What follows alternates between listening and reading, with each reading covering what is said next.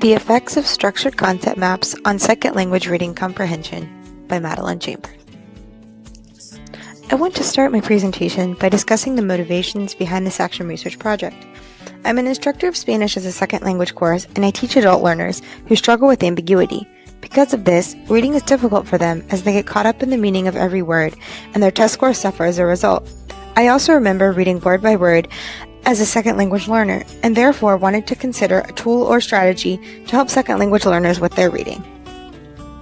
Now I will speak a little bit about what concept maps are and how to create and use them. Concept maps are visual organizers that help students see connections between ideas and identify main ideas and supporting details. Concept maps can be used as a pre-reading activity, as a way to activate prior knowledge, or as a during reading activity to help students visually represent and organize their thoughts. It is important to model how to create or use a concept map, and concept maps can be completed completely by students or completely by teachers, or constructed or guided by teachers but filled in by students. Some of the benefits of concept maps that have been identified by researchers are that they help develop learner autonomy and self-efficacy, which have been shown to increase motivation. They also help students see relationships among concepts and promote metacognitive awareness. They also draw on bottom-up and top-down processing. In a study conducted by Pham Thiraphong and Pothitha in a university in Thailand, students read 6 articles and used concept maps as they read. Their retelling test scores improved from the first article to last, and students reported that the concept maps helped them pick out main ideas and identify relationships between ideas. Tajedin and Tabatabade studied high school ESL students and found that the experimental group outperformed the control group both in overall reading comprehension and recall of propositions or the words used to connect ideas in a concept map. I will now share studies conducted with computer-assisted concept maps. Liu, Chen, and Chang found that over the course of 3 reading tests, student scores increased on the experimental group after using the inspiration tool. They also noticed that the maps had a more continuous effect on poor readers than good readers, and that concept maps enhanced other reading strategies like listing, enforcing, and viewing. Diaz found that CMAP helped Brazilian students improve their academic reading, and narrative showed increased student autonomy and control. My research question in this action research project was, what are the effects of structured concept maps on second semester Spanish students' comprehension of main idea and supporting details in a reading passage?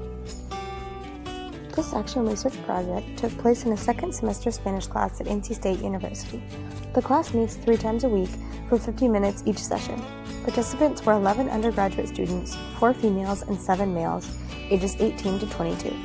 Students were selected to participate in the study on the basis that they were enrolled in my partner's class. My partner is another graduate TA in my master's program and shares an office with me. The outline of my action research study is as follows. First, my partner collected baseline data from her students. Her students completed a pre-reading activity, read a text, and answered questions on a Google form, and then recorded a conversation with the partner about the main idea and supporting details of the text. For the intervention, students did the same thing, but during reading they completed a structured concept map. Next, students wrote out how they felt about using concept maps, and then I began analyzing the data and writing my report. The baseline data collected from the 11 participants shows that the Google Forms average was a 74.17, with a median of 80% and a range of 20 to 90%. After analyzing students' recorded conversations, I found that 3 out of 4 partner groups answered the first question correctly, and 1 group answered it partially correctly. This question asked students to identify the main idea of the text. The second question, which asked about supporting details, was answered correctly by 3 groups and incorrectly by 1 group. The third question, asking about distracting details, was answered correctly by 2 groups, partially correctly by 1 group, and incorrectly by 1 group. Moving on to the post-intervention data, the overall average increased by about 6 points to an 80.09%. The median increased by 3 points to an 83, and the bottom number in the range increased by 30 points to a 50. 6 student scores increased, 3 significantly and 3 slightly. 1 student score stayed the same, both at 100, and 4 student scores decreased. An analysis of the post-intervention recorded conversations revealed that 3 groups were able to correctly identify the main idea of the story, 1 was able to identify it partially correctly, and 1 group was unable to identify the main idea. The question showed a 5% decrease from the baseline scores.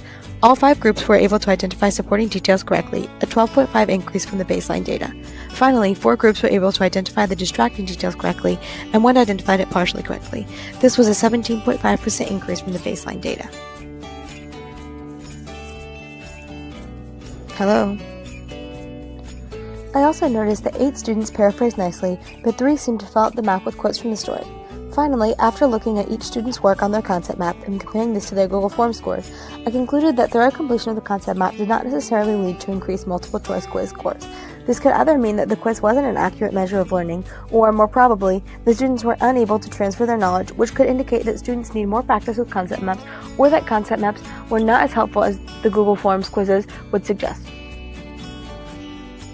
About a week after implementing the intervention, my partner had students answer the 3 questions on the left side of the screen, as part of a written self-evaluation given to students after their chapter test. 5 students reported that they felt that the concept map helped them. 4 said it helped them a little or felt indifferent about it, and 1 directly said that she did not think that it helped her. Here are some memorable student quotes divided up by how students felt about concept maps. 2 students who felt that the concept maps helped them stated that the concept maps helped them organize their thoughts and served as a guide and a center of focus. 2 students who felt indifferent about concept maps thought that they were an easy way to organize material but not very memorable, or mentioned that they were a different way of learning instead of reading from a textbook. 2 students who felt that the concept maps did not help them thought that they were confusing or stated that they generally did not like concept maps. Here is the graph that compares how students felt about using concept maps compared to their score change after using them. Of the 5 students who felt that the concept maps helped them, 2 experienced increases in scores, 2 experienced decreases in scores, and 1 student's score stayed the same. Of the 4 students who felt okay or indifferent about the use of the concept map, 2 experienced increases in scores while 2 experienced decreases. The 1 student who felt that the concept map didn't help actually experienced an increase in scores. This shows that student perception of helpfulness did not correlate with the actual effect of the maps. The main takeaways from this project were that students' Google Forms scores increased overall by 5.92%, from a 74.17 without the concept map to an 80.09 with the concept map. I also noticed an increase in the quality of recorded conversations.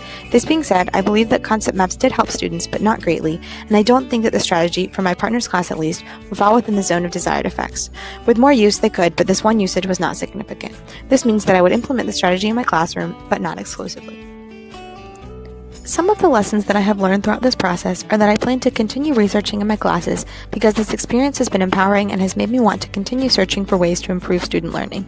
I had a very positive relationship with my second collaborative partner, and this project has sparked change in both of our teaching. We hope it will also spark change in others' teaching. Finally, I learned the benefits of working with another teacher and plan to continue working collaboratively with other teachers in the future. I hope you have enjoyed my project, and here you can find my list of references.